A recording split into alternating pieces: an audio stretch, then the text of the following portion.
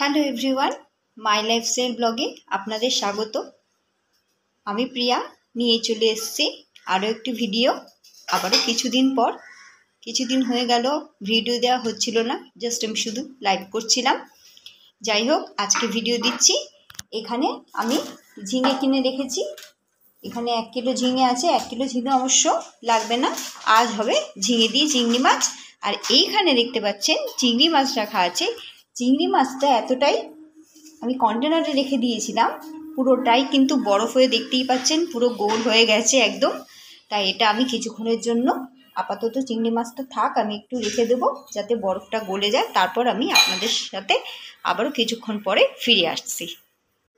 ঝিঙেটা এদিকে কাটা হয়ে গেছে লম্বা লম্বা করে, তার সাথে এদিকে আলুটাও কিন্তু কাটা হয়ে গেছে লম্বা করে। আর এদিকে যে চিংড়ি মাছটা দেখতে পাচ্ছেন, এটা অনেকটা কিন্তু বরফটা গলে এসছে, তবুও আর একটু বরফটা গলবে, এটা ততক্ষণ থাকুক।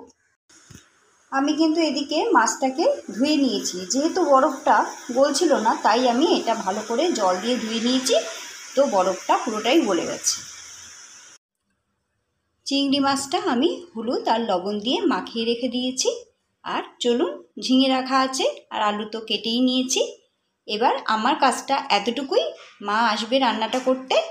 প্রত্যেকের কাছে তার মায়ের হাতের রান্না স্পেশাল, আমার কাছেও মায়ের হাতের রান্না খুবই স্পেশাল, আপনাদের কাছেও সবার কাছে তার মায়ের হাতের রান্না খুবই ভালো লাগে।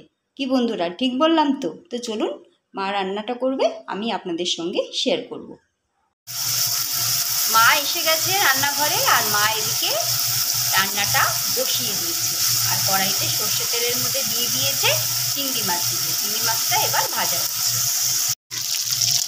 চিংড়ি মাছগুলো কিন্তু ভাজা হয়ে গেছে। এবার এটা একটা থালাতে তুলে রাখা হচ্ছে। চিংড়ি মাছ ভাজা হয়ে যাওয়ার পরে এবার দিয়ে দেওয়া হয়েছে আলু। আলুটাকে একটু ভেজে নেওয়া হচ্ছে। কড়াইতে এবার দিয়ে দেওয়া হলো শুকনো লঙ্কা, আর দিয়ে দেওয়া হলো কালো জিরে ফোড়ন। এখানে একটু তার সাথে গোটা জিরেও ফোড়নে দিয়ে দেওয়া হয়েছে। এখানে দিয়ে দেওয়া হয়েছে মশলা, তার মধ্যে আছে একটু জিরের গুঁড়ো, ধনের গুঁড়ো আর একটু সামান্য পরিমাণে লঙ্কার গুঁড়ো। এই মশলাগুলো দিয়ে দেওয়া হয়েছে। আর এর সাথে দিয়ে দেওয়া হয়েছে আদা কুচি।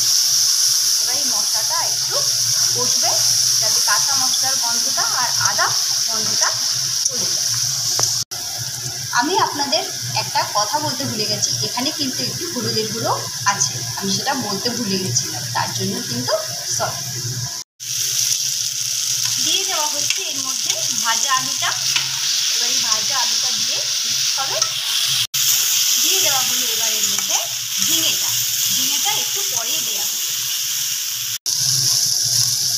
এবার দিয়ে দেওয়া হচ্ছে এর মধ্যে স্বাদ অনুসারে লবণ।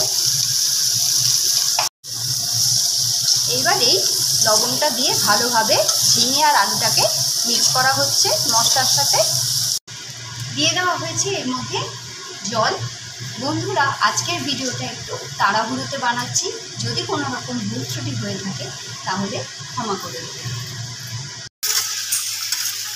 ঝোলটা অনেকটা ফুটে এসছে, জলটা অনেকটা ফুটে এসছে। এবার এর মধ্যে দিয়ে দেওয়া হয়েছে ভাজা চিংড়ি মাছগুলো। এবার এই ভাজা চিংড়ি মাছ দিয়ে একটু মিক্স করে নেওয়া হলো। আলু দিয়ে আর ঝিঙে দিয়ে চিংড়ি মাছটা কিন্তু হয়ে এসছে। বন্ধুরা, ঝিঙে আর আলু দিয়ে চিংড়ি মাছের পাতলা ঝোল কিন্তু তৈরি হয়ে গেছে। আজকে এই রেসিপিটা আপনাদের কেমন লাগলো অবশ্যই জানাবেন। যদি পছন্দ হয় তাহলে ভিডিওটিতে লাইক, কমেন্ট, শেয়ার করে আমার পাশে থাকবেন। আর যারা এখনও চ্যানেলটিকে সাবস্ক্রাইব করেননি, যদি পছন্দ হয় রেসিপিটি তাহলে চ্যানেলটি সাবস্ক্রাইব করে আমার পাশে থাকবেন। আজকের মতো মাই লাইফস্টাইল ব্লগে এইটুকুই। ফিরে আসবো আরও কোনো একটি নতুন রেসিপি দিয়ে।